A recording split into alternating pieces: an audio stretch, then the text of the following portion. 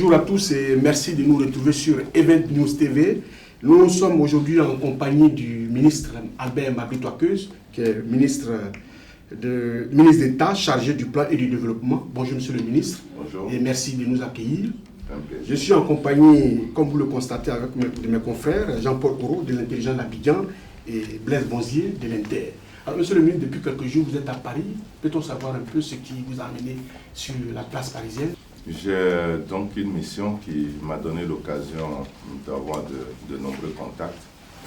D'abord avec les autorités françaises au niveau du Quai d'Orsay, donc le ministère en charge du développement, mais aussi avec la Direction générale de la mondialisation et enfin avec l'AFD pour aborder les questions de notre coopération, du CDD, des priorités dans le cadre de ce programme important que nous avons avec la France. Mais c'était également l'occasion d'échanger avec la presse, d'échanger avec la diaspora ivoirienne au niveau de la France. Et je voudrais dire que ça a été une mission importante qui nous permet donc d'informer les uns et les autres sur ce qui se passe en Côte d'Ivoire, sur les progrès réalisés, sur nos contraintes, sur nos attentes et sur la contribution que la partie française, mais aussi que les Ivoiriens de l'extérieur doivent apporter. Monsieur le ministre, vous êtes certes ministre de la République, mais en même temps vous êtes aussi le président de l'UDPCI. Alors permettez qu'on puisse s'appesantir un peu sur les problèmes politiques que connaît votre parti politique en France ici. La représentation de l'UDPCI ici ne marche pas très bien. Vous êtes là, est-ce que vous les avez rencontrés? Qu'est-ce que vous leur avez donné comme conseil pour amener la paix dans la famille?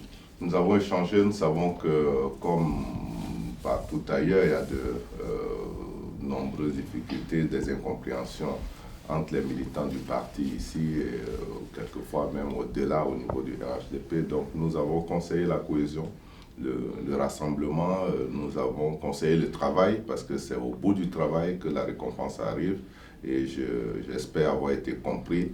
Le secrétaire général qui était à mes côtés a donné donc une feuille de route pour la suite.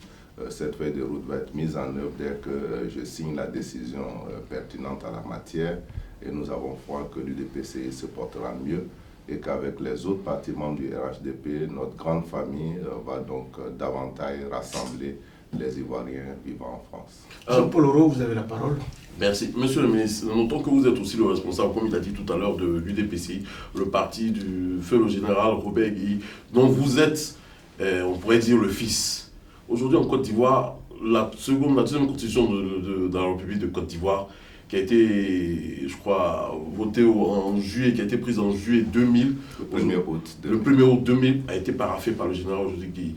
Pour vous qui êtes le fils du général Guy, pour vous cette constitution-là, est-ce qu'aujourd'hui on doit la réviser ou la laisser telle qu'elle est? Parce qu'aujourd'hui elle poserait problème pour la candidature du président Alassane Ouattara.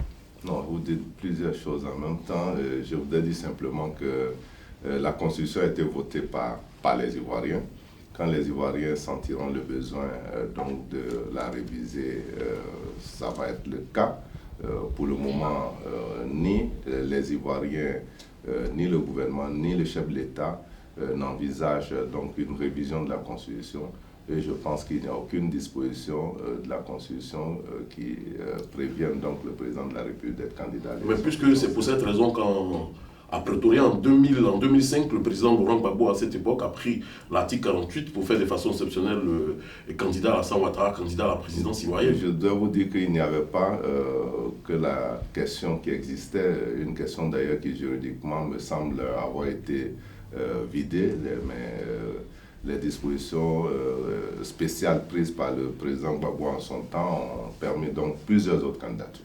Monsieur le Président, pour effectivement revenir sur ce qu'il a dit, nous sommes à quelques mois des élections. L'opposition émet des préoccupations, notamment cette question de l'éligibilité du président Alassane Ouattara. Et il a dit, vous êtes l'héritier du général Robert Guy qui a construit, qui a écrit cette constitution, si je peux m'exprimer ainsi. Quel jugement vous faites de cette préoccupation justement de l'opposition? Non, je ne la trouve pas fondée. Je disais tout à l'heure que s'il y avait donc une question juridique, elle a été visée. Référez-vous à l'interview du président Tiakone de l'année dernière vous comprendrez que j'ai tout à fait raison de conclure ainsi. En Côte d'Ivoire, l'UDPCI a toujours été taxé, Monsieur le Président, des partis à la remorque des autres formations politiques. Vrai ou faux, vous allez nous le dire. Est-ce que vous-même vous y croyez? Non, vrai ou faux, vous allez nous le dire. Nous sommes un parti. Oui. Nous sommes un parti qui a ses activités, qui fonctionne, qui a ses instances, qui a des élus, qui participent à l'action gouvernementale et nous sommes fiers des résultats que nous faisons chaque jour. Justement, au moment où le PDCI et le RDS se battent pour réserver la date de 2020, qui est réservée, comme on le voit dans les accords politiques au PDCI, on n'entend pas l'UDPCI.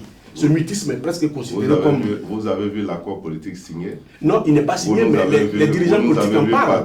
Les dirigeants politiques en parlent et on ne peut que se fier à la parole. Vous nous avez vu participer à des échanges sur ça? Non, mais on veut vous écouter. Ben voilà, ça veut dire que nous ne sommes pas liés par un accord et pour le moment, je n'ai pas vu d'accord signé. Mais est-ce que vous partagez la vision du président Alassane Ouattara quand il projette aujourd'hui un parti unifié de toutes les organisations du RHDP? Je suis tout à fait d'accord avec ça. Donc aujourd'hui, demain, 2020, l'UDPCI peut se fondre dans le PDCI? Non, est-ce que c'est ce que le président Alassane Ouattara dit? C'est ce que ça laisse penser. Non, voilà, ça vous laisse penser, mais moi je ne pense pas ça. Donc la clause de la paix des Daouklo relative à l'alternance en 2020 vous concerne? Mais il n'y a pas de... Je n'ai pas vu cette clause Enfin, c'est un appel, ce n'est pas un accord. Nous sommes liés au RHDP par un accord signé à Paris. D'accord? Au-delà de ça, il n'y a pas d'autres accords qui nous lient. Nous avons donc chacun déclaré que notre candidat en 2015, c'est Alassane Ouattara.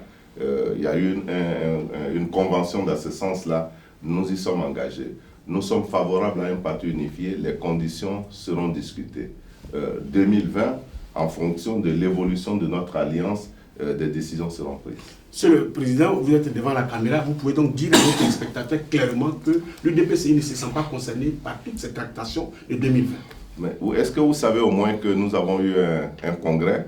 Vous voulez que je regarde cette caméra? Que nous avons eu un congrès et qu'à l'occasion de ce congrès, il y a eu donc des résolutions qui nous demandent de nous préparer pour 2020. Mabry Touaké se prépare pour être candidat en 2020. Maintenant, s'il y a des discussions que nous devons avoir, ben nous les aurons. Et j'espère que c'est moi qui serai le porte-flambeau des Oufouettis en 2020. Président, on va finir par ça. Regardez la caméra, non? Oui, on va finir par ça. Vous disiez récemment que vous souhaitiez que la Côte d'Ivoire devienne un pays ambitieux. N'empêche qu'aujourd'hui, en Côte d'Ivoire, on a beaucoup de problèmes.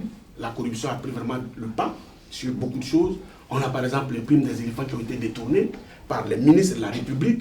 On a vu ceux qui ont été virés, tout ça. Aujourd'hui, vous avez l'ambition de rendre la Côte d'Ivoire viable parce que vous construisez la Côte d'Ivoire à travers le ministère du Développement. C'est vous qui concevez beaucoup de choses. Est-ce que la Côte d'Ivoire va bien? Alors, je voudrais vous dire que la Côte d'Ivoire va mieux. Je voudrais vous dire que la corruption n'a pas progressé. Notre rang s'est amélioré. Nous avons d'ailleurs, avec les Américains qui sont regardants sur les questions de bonne gouvernance, réussi à passer la première étape du programme MCC et nous espérons pour décembre prochain franchir la deuxième étape, ce qui est intimement lié à la bonne gouvernance au niveau de notre pays. Je voudrais dire que c'est un acte courageux et de bonne gouvernance du président de la République que de sanctionner ceux qui ont été soupçonnés pour les détournements des primes des éléphants. Nous avons vu bien d'autres situations où il n'y a pas eu de sanctions, c'est mauvais. Il faut continuer comme le président l'a donc démarré et je crois que cette Côte d'Ivoire-là, c'est elle que nous voulons, mais nous voulons plus. Nous voulons donc un pays de meilleure gouvernance, nous voulons un pays qui attache donc du prix aux libertés individuelles, nous voulons un pays où la justice soit impartiale, à la disposition de tous, qui rassure, qui sécurise les citoyens, mais également les investisseurs. Nous devons assainir donc l'environnement judiciaire, nous devons donner sa liberté à la presse et nous devons mobiliser donc toutes les énergies, tous les Ivoiriens en créant les conditions donc de leur participation à l'émergence de la Côte d'Ivoire. Cette Côte d'Ivoire a les ressources pour devenir un grand pays et nous ferons en sorte qu'au-delà de 2020, la Côte d'Ivoire poursuive donc son chemin vers cet état-là dont nous serons tous fiers. Nous allons conclure par la question de Jean-Paul Oro. Monsieur le ministre, après, on va conclure par ça. Voilà. Aujourd'hui, vous avez parlé des ressources. L'une des ressources les plus importantes dans un pays, c'est les ressources humaines. Aujourd'hui, en Côte d'Ivoire, il semble clairement que les Ivoiriens ne sont pas encore arrivés à se parler après la crise post-électorale que la Côte d'Ivoire a connue en fin 2010, début 2011.